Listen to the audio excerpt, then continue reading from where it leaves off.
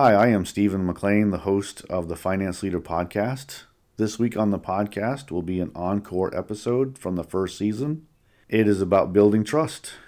I hope you all had a great Memorial Day weekend. Stay strong and lead your teams. I'll be back with a new episode next week. Thank you.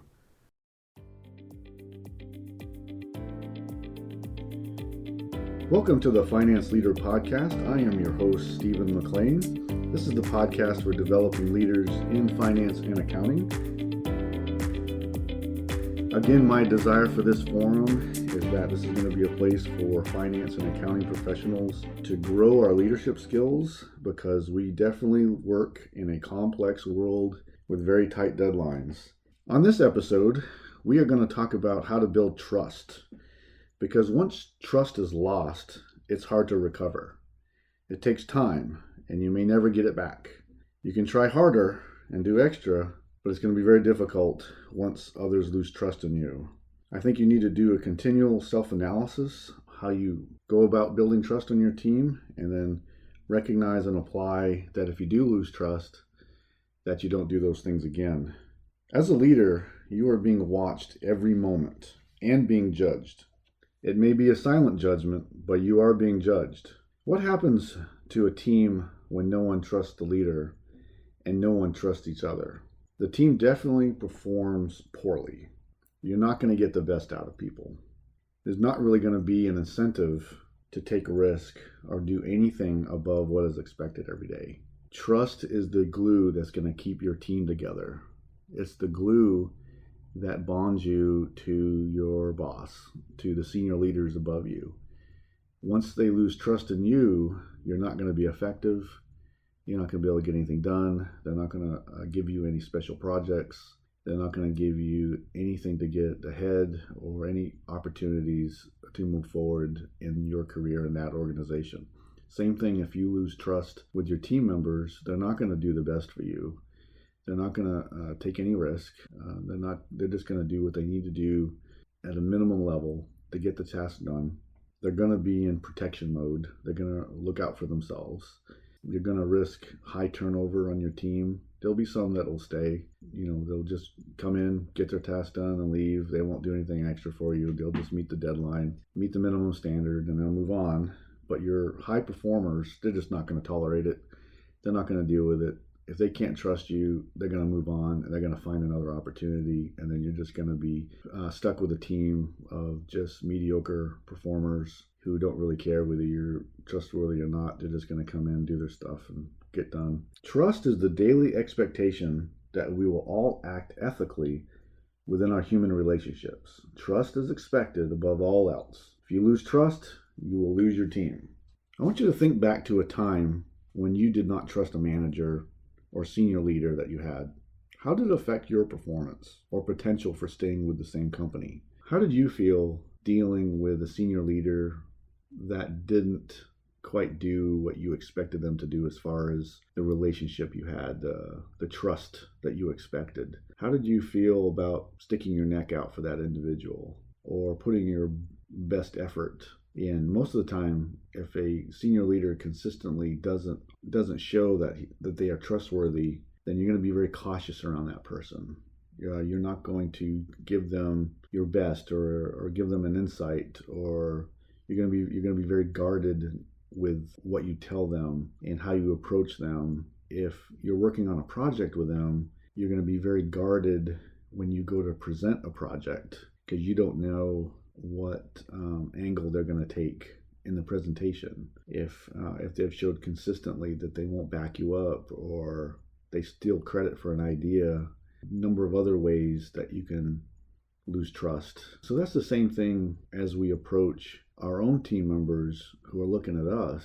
If we don't show that trust, we don't show how we can do our best to bring out the best ideas, or to know that they will know that we have their back on a tough situation or a risky project, or if they're dealing with a personal issue in their life and we have given them our word on something, and if we don't follow up on that, what we have said, what we have promised, then how do you expect them to do their best and stay with us in the long term? They're just not going to do it, because if it happens to you, you wouldn't do it.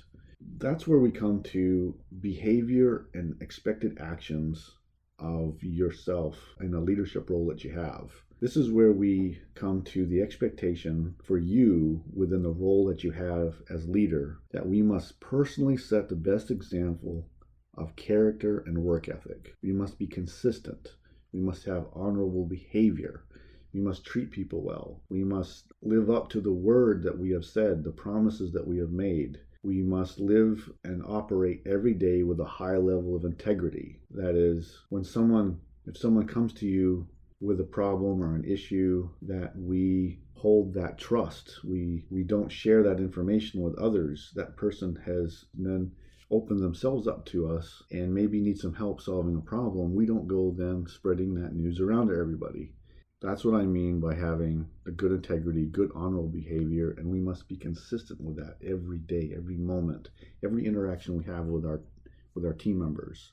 A few other areas that will help us, especially in setting the best example, is the time management. We don't want to be consistently wasting the time of our team members. We must respect others' time. We must show up to meetings on time. We must deliver of what we promised. If we're going to deliver a piece of information or say that we're going to set up a time to discuss an issue, then we follow through with that. Got to follow through on the commitments we have made, on the promises that we have made. We must have good business practices during the day, not sloppiness. We must hold our meetings when we're supposed to. We must have some kind of predictable, consistent behavior every day and during the week. We should be living the example that we want our team members to live, and also living the example that our boss expects and then our senior leaders expect. We must continually be trying to set that solid example, high example of integrity, high example of consistent behavior, honorable behavior. Another area that we can commit to building trust within our team is that we must communicate relevant information quickly.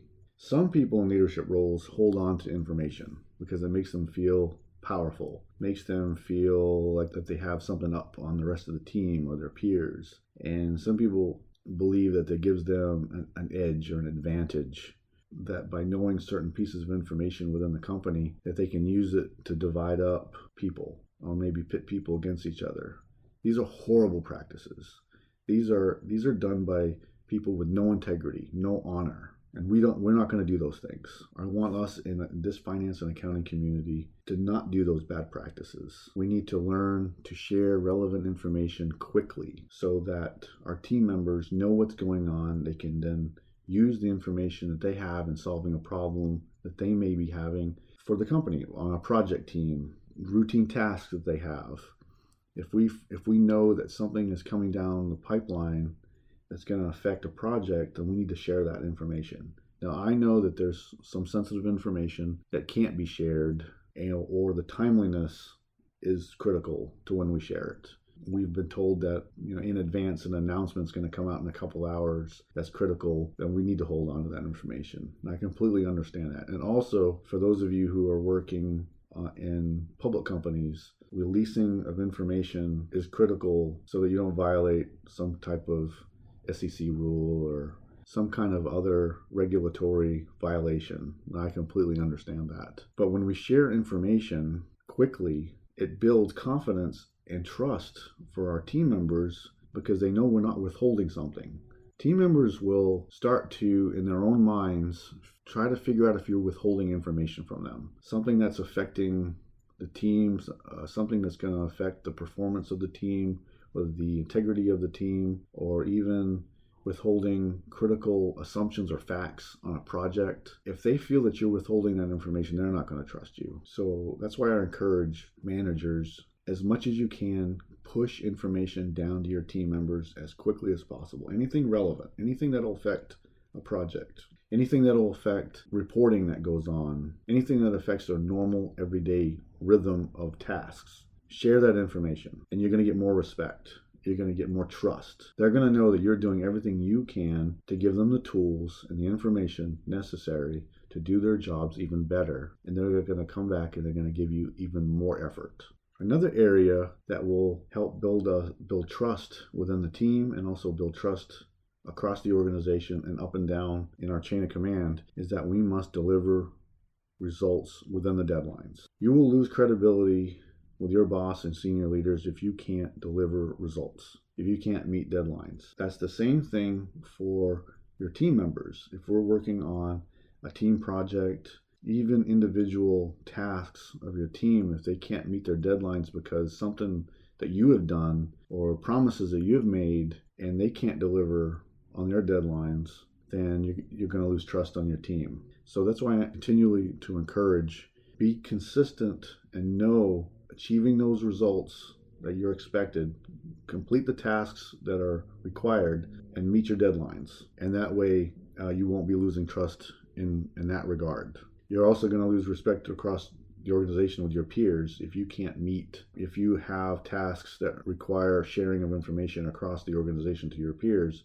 If you can't meet those deadlines, then you're going to have no respect from your peers, and they're not going to do anything more for you, because if you can't meet your deadlines, then don't expect them to meet their deadlines.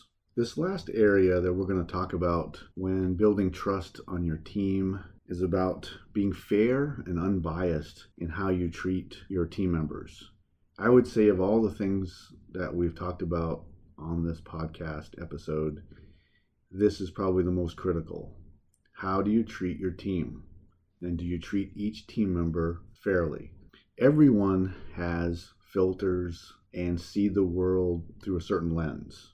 We were all raised differently. We were all raised a certain way. And that the way we were raised does affect our mindset, does affect how we view the world, does affect how we view others. So we must be continually knowing and understanding what filters and what lens we are using as we look at people, as we interact with people, as we lead others, as we give direction and purpose. What filter are you applying your thought process through?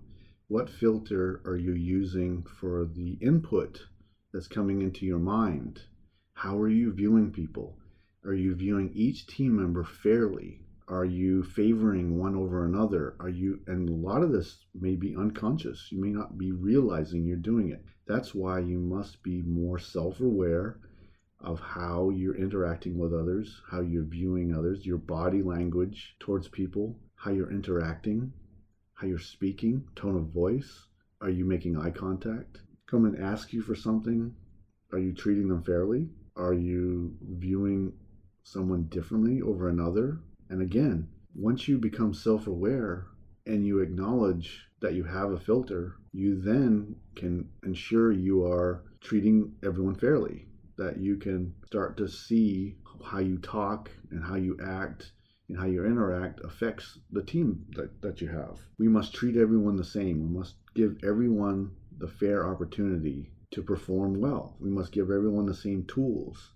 We must share information equally along the team. And we also address performance issues fairly across the team. We don't favor anyone over the other. Now, you're going to have different performance levels across the team. Just be self-aware in making sure that every team member has access to the same thing, has same access to you, the same access to information, tools, training, so that they can also perform their best. If you are doing that and you still get a performance issue, then it's a performance issue for that person. So I'm going to encourage you to continually do the self-assessment. Am I giving everyone a fair shot on my team? Because you want to continually fight the bias. We all have it. We all have some kind of bias. And if we acknowledge it and we know it, we can do better. We can lead our team better.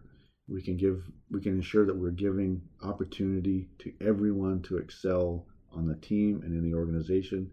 We're giving access to special projects to the people who deserve it, to the people who are really, when it comes down to them and their performance, as long as they have access to everything, and it's up to them to decide how to use those tools and that access and that information. If they still fail, then it's on them.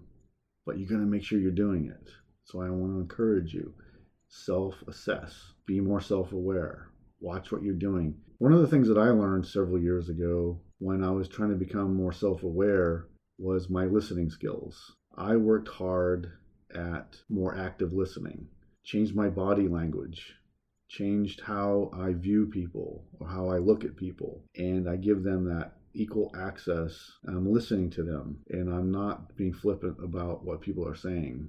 It's still something I continually work on, good active listening. All right, so in this episode, we talked about building trust, and I want to close with trust is expected above all else. No matter what else you're doing, you've got to work on building trust, because once you lose trust, you will lose your team. Hey, you can find this episode and past episodes on Apple Podcasts, Spotify, and a lot of other platforms. You can download the show notes at stephenmclean.com. Next episode, we're going to talk about one of my favorite topics, and that's mindset. And that's how you see yourself affects your overall potential. Your mindset affects your long-term potential. I hope you enjoyed the show. Please join our community on Facebook, the Finance Leader Podcast Facebook group. This will be our community to grow within the finance and accounting profession. Until next time, you can check out more resources at stephenmclean.com. You can sign up for my updates so you don't miss an episode of the show. And now go lead your team and see you next time. Thank you.